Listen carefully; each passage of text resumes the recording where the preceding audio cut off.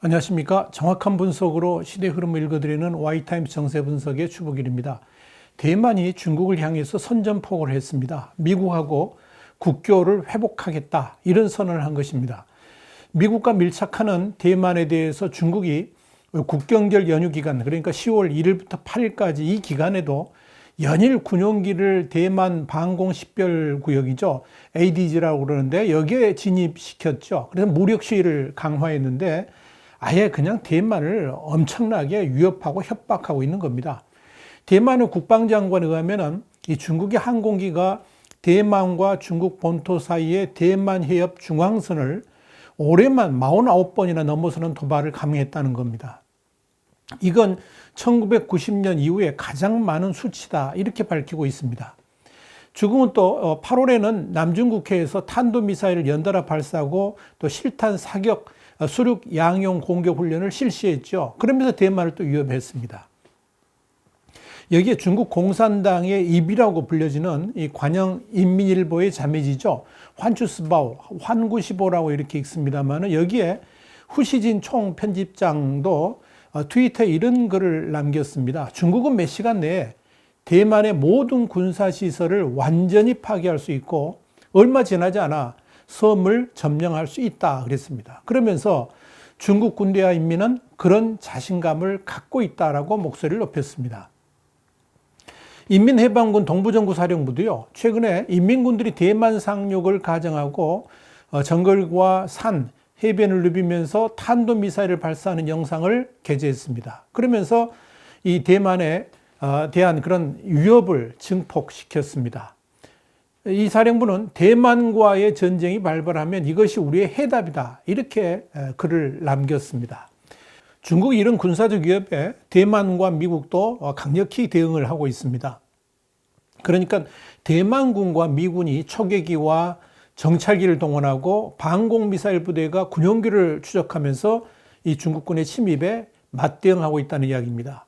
캐스 클라크 미 국무부 차관이 대만을 방문했던 지난 9월 17일에는 중국군 J-16 전투기하고 H-6 폭격기 같은 18대가 4개의 방향으로 동시다발 출격해가지고 대만 해협 중간선 그리고 대만 ADG를 동시 침범하기도 했죠.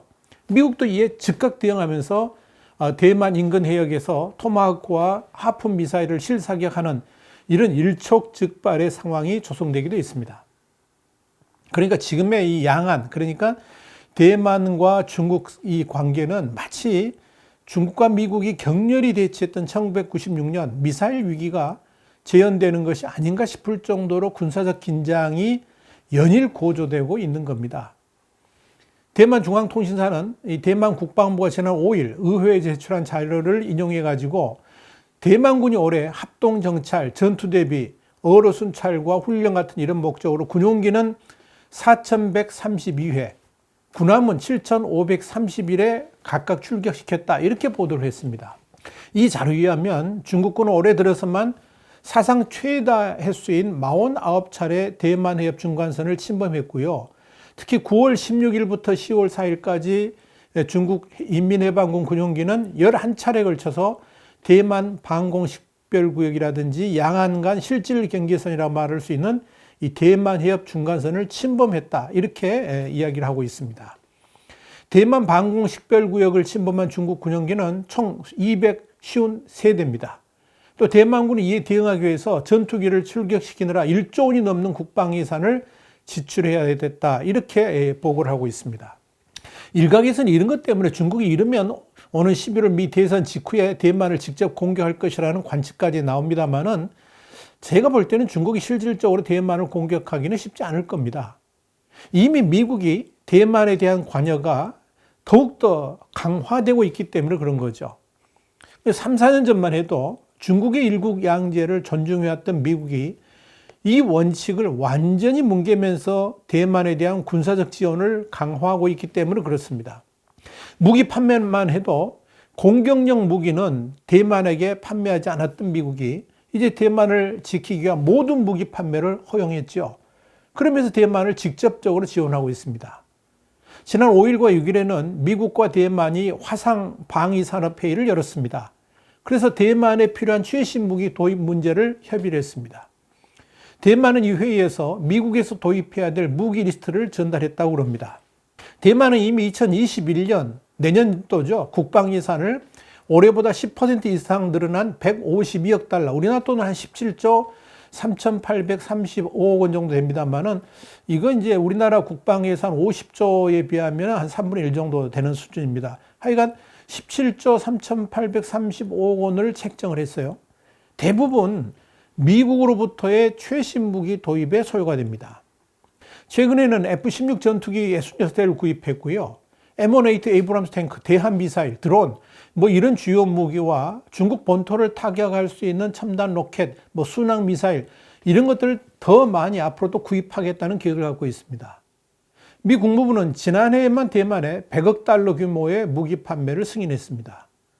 뉴욕타임스는 미국이 대만에 판매하려고 하는 7종의 무기 체계 가운데서 AGM-84HK/ER 공대지 미사일이 포함되어 있다고 보도를 했는데요. 이 공대지 미사일은 대만 전투기가 중국 방공망 바깥에서 본토의 목표물을 향해서 미사일을 발사할 수 있기 때문에 중국에게는 크게 위협이 될 것이다. 이렇게 보도를 했습니다.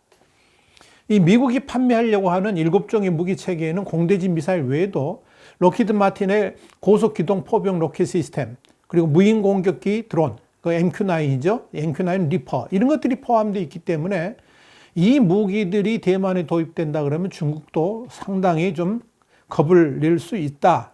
그런 이야기가 나옵니다. 대만 자체 내의 방위산업도 집중 육성하고 있습니다. 지난 8월에는 첫 고속 기뢰를 탑재한 선박을 취항시켰고요. 11월에는 잠수함 8척의 건조도 시작할 예정입니다. 자, 이렇게 중국의 전방위적 군사적 압박이 이어지니까 대만 내 친중국 세력인 국민당마저 중국에 등을 돌렸습니다. 국민당은 지난 6일 여당인 민진당과 손을 잡고 미국과 국교를 정상화한다는 결의안을 만장일치로 통과시켰습니다. 미국하고 재수교를 외교 목표로 세우고 적극적으로 추진할 것을 정부에 요청하는 것이 골자입니다.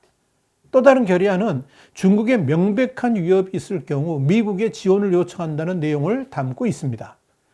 여기서 눈길을 끄는 게 뭐냐면 이런 발의안이 여당 소속이 아니고 야당인 국민당 의원에게서 나왔다는 점입니다. 국민당은 지난 1992년 하나의 중국 원칙을 바탕으로 해가지고 이 양안 관계의 발전을 추구해 나간다는 구의 합의를 맺었을 때 이때 대만 집권당이었습니다. 그런 국민당이다 보니까 당연히 줄곧 친중 행보를 보여왔죠. 심지어 이 차이잉원 총통이 중국과의 거리두기를 할 때 강력하게 이걸 비판하면서 중국과의 양안 관계를 바탕으로 한 경제 발전을 강조했던 당이기도 합니다. 그런 국민당이 중국과 완전히 등을 지는 미국과의 국교 회복을 천명했다. 이건 지금 대만의 국민 정서가 어떻게 흘러가고 있는지를 단적으로 보여줍니다. 국민당이 이렇게 중국을 향해서 정면 도전을 하게 된 것은 이 중국 공산당의 대만 위협이 도를 넘어섰다고 판단했기 때문에 그렇습니다. 그래서 미국하고의 국교 정상화 결의안도 15일 연속 군용기를 출격시킨 중국 공산당의 움직임을 지역의 평화와 안정에 대한 위협으로 간주하며 이에 따라서 외교, 경제, 안보, 방위 분야에서 대만을 돕는 미국과 국교 회복을 추진해야 된다. 이런 내용을 담게 된 겁니다. 이런 중국 공산당의 대만에 대한 위협이 고조되니까 양안 간에 군사적 긴장 고조로 인한 대만 사회의 경제적 피해와 국민적 불안감 증폭 등으로 인해 가지고 손실이 눈덩이처럼 커지니까 이 국민당도 더는 친공산당 노선을 유지할 수 없게 된 것입니다. 특별히 이 국민당이 이렇게 친중 노선에서 180도 바뀌게 된 중요한 동인이 뭐냐? 바로 홍콩 사태 때문입니다. 중국 공산당이 전 세계 앞에서 약속했던 홍콩과의 일국 양제를 완전히 무시했지 않습니까? 그러면서 홍콩을 사실상 중국 본토화했죠. 자, 그렇게 되면 그 다음 칼날은 곧바로 대만을 향할 것이라는 우려가 대만 내에서 확산된 겁니다. 그렇게 되면 당연히 대만의 자유민주주의는 사라지겠죠. 언론의 자유? 당연히 없어지죠. 대만 또한 제2의 홍콩으로 전락할 수밖에 없다는 위기감이 커졌습니다. 이것이 친중 노선을 걸었던 야당인 국민당마저 중국에 대해 등을 돌리게 만든 겁니다. 그래서 국민당은 지난 6월 당 개혁 방안을 논의하면서 중국이 제시한 통일 방안이죠. 일국 양제를 거부하겠다. 이 방침을 정했습니다. 그러면서 독립 노선을 표방하게 된 겁니다. 이런 국민당의 방향 전환에는 지난 3월 국민당 주석이 된 장시천의 의지가 워낙 강력했기 때문에 가능했습니다. 장 주석은 일국 양제는 베이징 당국의 목표일 뿐이고 우리 국민당은 받아들일 수 없다라고 선언을 했습니다. 중국에게는 충격이었죠. 대만의 국회인 이 입법원에서의 이런 결의안에 대해서 당연히 독립 성향의 차잉원 정부는 환영하고 나섰습니다.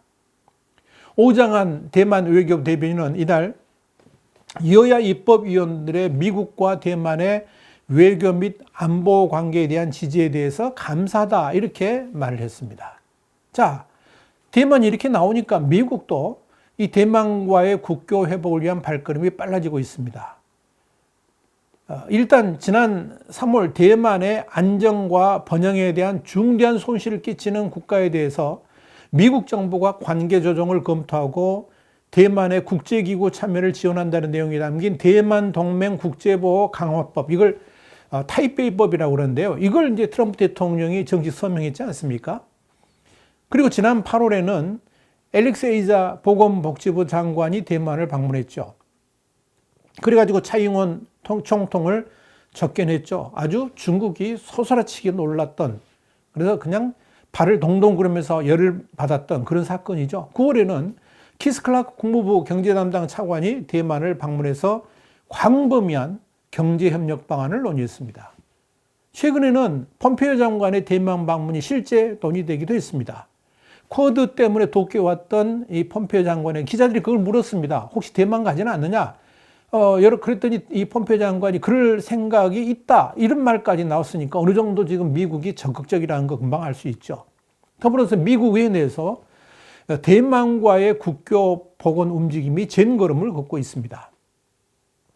톰 티파니 공화당 하원 의원이 지난달 17일에 미국은 대만과 단교 이전의 관계를 회복해야 된다 그러면서 국교 정상화 법안을 제출했습니다. 그리고 다음 날에 미 상원의 공화당 소속인 릭 스콧이 중국 공산당의 위협으로부터 대만을 지켜야 된다 그러면서 중국의 대만 침공 시 미군 개입을 명문화한 법안을 제출했습니다. 대만 침략 방지법이라고 부르는 이 법안은 대만을 보호하기 위해서 미국의 대통령이 군사력을 사용할 수 있도록 보장해주는 그런 내용을 담고 있습니다.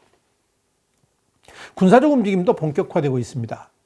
마크 에스퍼 미 국방장관은 최근에 이 중국의 해군력 증강에 맞서서 미국 군함을 293척에서 355척으로 늘리는 퓨처 포워드 계획을 내놨습니다. 대만 방어를 중심으로 한 인도태평양 지역 전투력 강화에 나서고 있는 겁니다. 또 미 해군과 공군 전투력의 60에서 70% 정도를 인도태평양 지역에 집중 배치하기로 했습니다. 이와 함께 대만을 상대로 무기 판매도 늘리고 있는 겁니다. 트럼프 대통령도 대만과의 국교 회복에 상당한 열의를 갖고 있습니다. 중국을 압박하는 아주 중요한 카드로 이 대만과의 국교 회복을 활용하겠다는 것이고요. 이걸 통해서 대만에 정식으로 미군의 주둔과 함께 대만을 움직이지 않는 항공모함으로 활용하겠다는 강력한 의지를 가지고 있습니다. 이미 미국은 대만을 인도태평양 전략의 핵심 국가로 인정하고 있죠. 또 중국의 군사 대국화를 가로막는 하웨이 제재에 대만의 반도체 기업인 TSMC를 전방위적 무기로 활용하기도 했죠. 자, 이렇게 되니까 중국은 펄펄 뛰고 있죠. 펄쩍펄쩍 뜁니다만은 중국 코가 지금 석자입니다.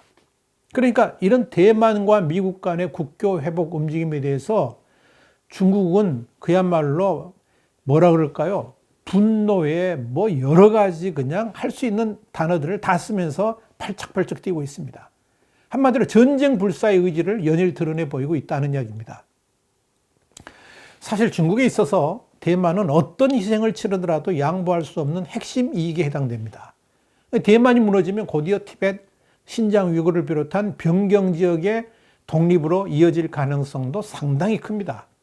그렇기 때문에 대만이 미국과 국교를 회복한다는 것은 다시 말씀드리면 독립을 선언한다는 의미고요. 이건 중국의 쇠락으로 이어진다는 뜻이기도 합니다. 그러니까 대만의 미국과의 국교 회복은 사실상 중국에 대한 선전포고로 받아들여지는 겁니다. 그래서 후시진 환구시보 편집인이 미국이 대만과 국가 간에만 가능한 이런 실질적 관계를 맺으면, 다시 말씀드리면 국교를 회복하게 되면 중국군이 반드시 군사적으로 대만을 해방시킬 거라 믿는다라고 경고를 한 겁니다. 주펑렌 중국 국무원 대만 판공실 대변인도요, 6일 이런 말을 했습니다. 대만은 중국의 불가분한 일부분이라 그러면서 이를 해치는 분열 행위와 외부 간섭을 결단코 반대하고 용납하지 않겠다라고 말을 했습니다. 이런 우려가 미국에서도 연이어 나오고 있습니다. 미국의 해군 차관을 지냈던 세시크롭시 허드슨 연구소 선임 연구원은 미 의회 전문지 더 힐에 이런 말을 했습니다. 미국은 11월 대선에서 권력 이양 위기에 휩싸여서 개입하지는 못할 것이라는 점에서 중국엔 11월 3일보다 더 좋은 대만 공격 순간이 없다라고 경고를 했습니다. 마이클 모렐 전 중앙정보국 부국장도요, 대통령 취임식이 열리는 1월 20일을 전후해가지고 중국의 대만 공격이 이루어질 수 있다라고 봤죠. 여기 대해서는 우리 와이타임스가 지난 8월 18일에 자세히 보도를 했고요. 유튜브 동영상은 510회차를 보시면 자세히 보실 수 있습니다. 그러니까 내년 미국 대통령 취임 전날에 중국의 대만 공격 시나리오를 그때 자세하게 설명을 해드렸었죠. 물론 대만과 이 중국의 군사력만 놓고 본다 그러면 중국의 대만 무력 침공은 얼마든지 가능할 겁니다. 현재 중국의 전투기 보유 대수는 1,500대입니다. 대만은 400대니까 거의 4배가 많죠. 구축함도요, 8배가 중국이 많습니다. 그러니까 당연히 이 대만에 대한 무력 사용을 통한 통일을 염두에 두고 있을 겁니다. 그런데 그것은 미국의 그 대중국 정책이 하나의 중국을 인정할 때만 한정된 겁니다. 지금은 중국이 대만을 핵심 이익으로 생각하는 것만큼 미국도 대만을 미국의 인도태평양 전략의 핵심 이익 지역으로 여기고 있기 때문에 결코 내줄 수 없는 국가가 되었습니다. 만약 대만을 중국이 손에 넘겨준다 그러면 미국의 남중국해 방어 전략은 완전히 수포로 돌아갑니다. 그렇게 되면 제일 피해를 얻는 지역이 바로 대한민국과 일본이죠. 미국의 핵심 동맹국들 아닙니까? 그래서 미국으로서는 대만을 결코 중국의 손에 내어줄 수가 없는 겁니다. 이런 상황에서 중국이 대만을 공격한다는 것은 미국과의 전쟁도 불사해야 된다는 부담을 갖게 됩니다. 그러나 미국과의 패권 전쟁을 벌이고 있고 미국의 동맹국을 포함한 유럽까지도 중국에 등을 돌리고 있는 상황에서 대만을 향한 중국의 공격은 완전한 자살골이 될 가능성이 높습니다. 이미 캐나다도 대만 해협에 군함을 파견해서 중국의 발톱을 저지하겠다고 나섰죠. 지난해에도 프랑스, 필리핀 군함들이 대만 해협을 통과한 바 있습니다.